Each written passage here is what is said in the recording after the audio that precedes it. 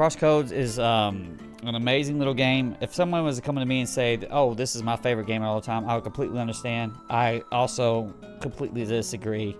I had a lot of problems with this. When you first play it, you're like, "Dude, this is going to be like Legend of Zelda, except it's a twin-stick shooter, right?" Yeah, kinda, but it's a hell of a lot more than that.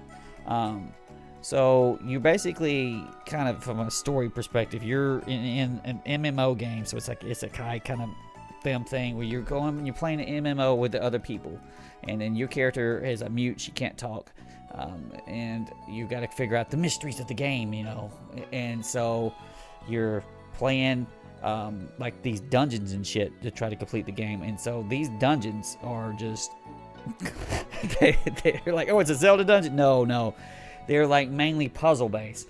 And when I'm talking about puzzles, I'm talking about for real bastard puzzles. And of course, the other people were like, just lower the difficulty. I'm not lowering the damn difficulty. The puzzles are great. I'm going to take them. I'm going to suffer this shit through. And you might spend 40 minutes to an hour trying to figure out these damn things. And then the problem is, while they're amazing, you'll spend all of this time on one. You'll go in the next room and there'll be another one that's even harder.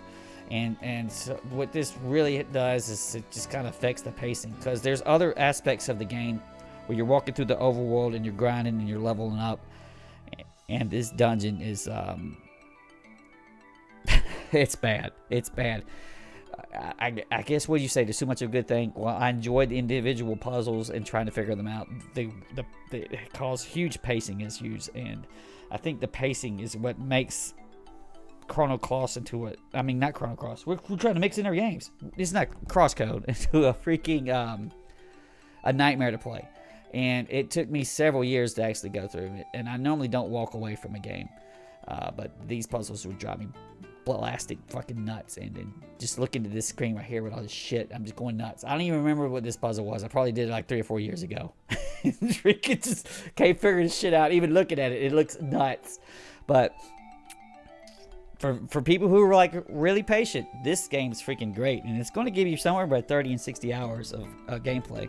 And yeah, a lot of it is like a Zelda type, where you're going around in the overworld with partners, and they're little AI partners anyway, and you're smashing up enemies, and you're getting these little cool combo trails, and you're trying to kill as many enemies as possible, because then rare shit drops right. There's all of these little things that you can trade in town to try to get extra gear early, and then there's all of these little side quests. Some of them are kind of boring. There's enough variations, and this is pretty cool. And there's a lot of variations in the worlds and the areas too. And while it may be annoying as hell to see something on some ledge up there that you got to go like 25 screens in the overworld, and doing some crazy leapy goofy shit, when you get it, you feel good.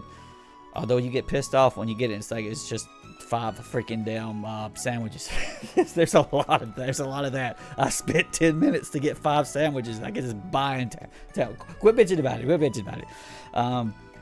So you got 4 elements, and you need to kind of, and they have like different special moves and stuff on down there, and each one has their own skill tree, and you can kind of calibrate them. So in addition to, there's like, the fire is a good element for like melee damage. You could kind of set that up, and then like, I want to switch to lightning to shoot range damage. This kind of things you can set up to, or you can kind of keep it more verse where you're kind of good in all of them, or you might try to focus in on one.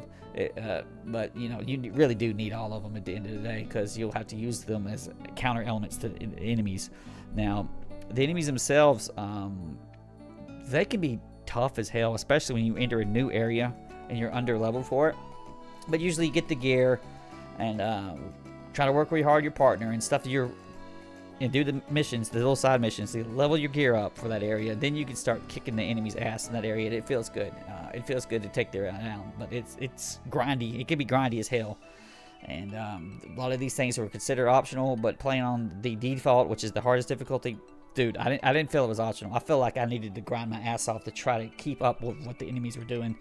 And then toward the end, you get like, not the end, but when you run into bosses, they'll often have like puzzles on their own.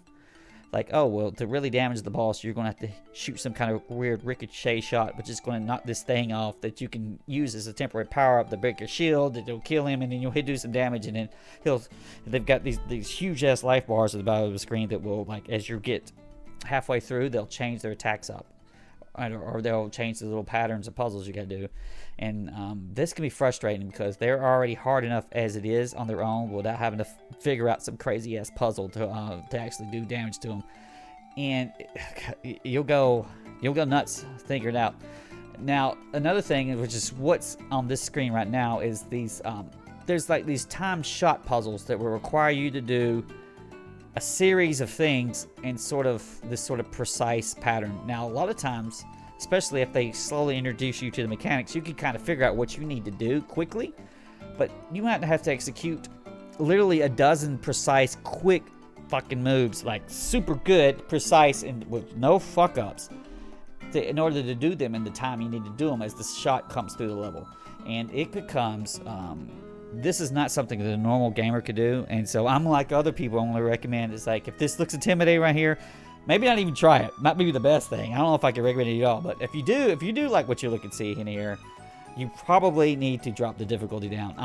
The average player is going to, but you could sit there and work your ass off and figure it out, because I don't want to lose the damn puzzle. I don't want that puzzle to smart. Some of them we've looked up, Brian. We looked up a lot of shit in this game toward the end, just to try to. I wanted to win. I didn't want the game to beat me. It was one of those games that could definitely beat my ass. And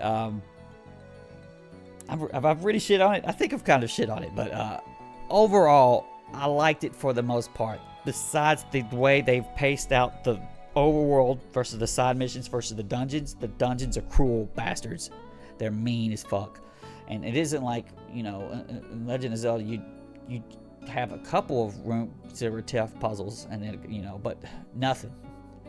Just imagine the Ocarina Water Temple, except a bagillion times worse and bigger and rougher. And never mind that you're running against another a computer player who says, "Oh, if you don't do it fast enough, you suck." Well, just assume you're going to lose that too. I never won. I never beat her in anything. But did I have fun? I guess I had fun. It was one of those games where I'm too pissed off to quit. I wasn't apathetic about it. I just really wish it wouldn't drive me freaking nuts, but it definitely would. Now, the part that I do not like about this, like severely so, and it almost made me not even play it, was it's written in Java, and because it's written in Java, dude, I had all kinds of damn problems. Like the NVIDIA control panel, any of the features in it didn't even work.